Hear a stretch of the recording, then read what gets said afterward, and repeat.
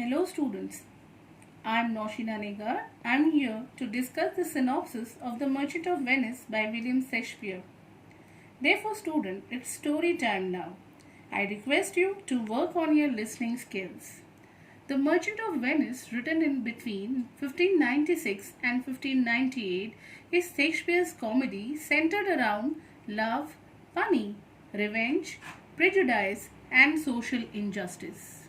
This play is about a merchant, Antonio, who defaults on a loan from a moneylender called Shylock. It is more than money that will be demanded from him.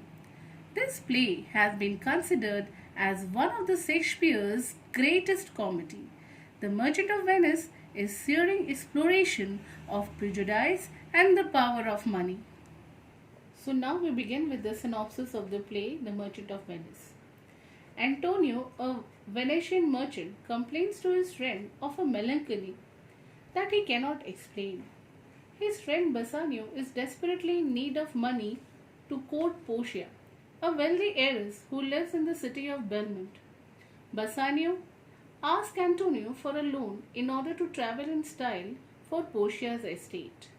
Antonio agrees, but is unable to make the loan himself because his own money is all invested in a number of trade ships that are still at sea.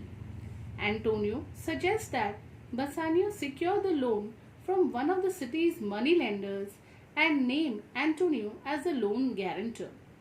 In Belmont, Portia expresses sadness over the terms of her father's will, which stipulates that she must marry the man who correctly chooses one of the three caskets. None of Portia's current suitors are to her liking, and she and her lady-in-waiting Nerissa fondly remember a visit paid some time before by Bassanio. In Venice, Antonio and Bassanio approach Shylock, a Jewish money lender, for a loan. Shylock nurses a long-standing grudge against Antonio, who has made a habit of berating Shylock and other Jews for their usury, the practice of loaning money at exorbitant rate of interest, and who undermines their business by offering interest-free loan. Although Antonio refuses to apologize for his behavior, Shylock acts agreeably and offers to lend Bassanio 3,000 ducats with no interest. Shylock adds, however, that should the loan go unpaid, Shylock will be entitled to a pound of Antony's own flesh. Despite Bassanio's warning, Antonio agrees.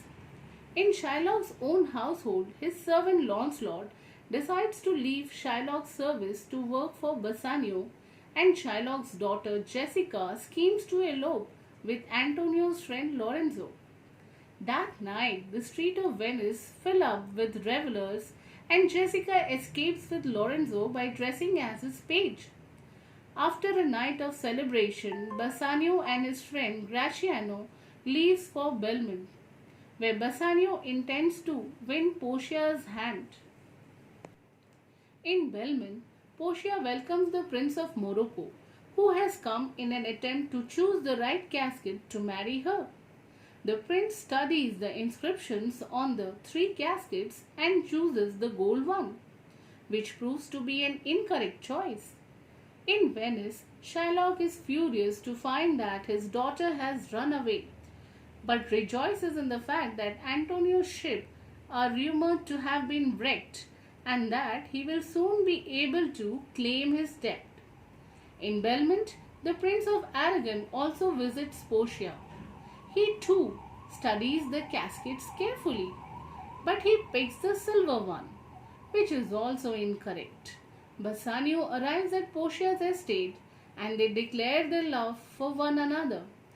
Despite Portia's request that he wait for before choosing, Bassanio immediately picks the correct casket, which is made of lead.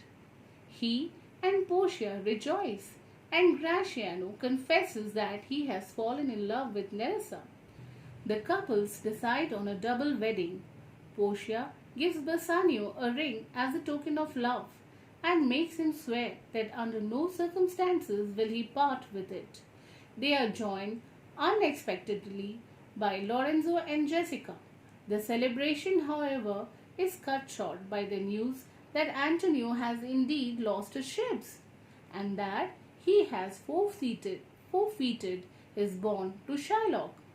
Bassanio and Graciano immediately travel to Venice to try and save Antonio's life. After they leave, Portia tells Nerissa that they will go to Venice disguised as men. Shylock ignores the many pleas to spare Antonio's life, and a trial is called to decide the matter. The Duke of Venice, who presides over the trial, announces that he has sent for a legal expert, who turns out to be Portia disguised as a young man of law. Portia asks Shylock to show mercy, but he remains inflexible and insists the pound of flesh is rightfully his. Bassanio offers Shylock twice the money due him, but Shylock insists on collecting the bond as it is written. Portia examines the contract and, finding it legally binding, declares that Shylock is entitled the merchant's flesh. Shylock ecstatically praises her wisdom, but as he is on the verge of collecting his due, Portia reminds him that he must do so without causing Antonio to bleed, as the contract does not entitle him to any blood. Trapped by his own logic, Shylock hastily agrees to take Bassanio's money instead. But Portia insists Shylock to take his bond as written or nothing at all. Portia informs Shylock that he is guilty of conspiring against the life of a Venetian citizen, which means he must turn over half of his property to the state and the other half to Antonio.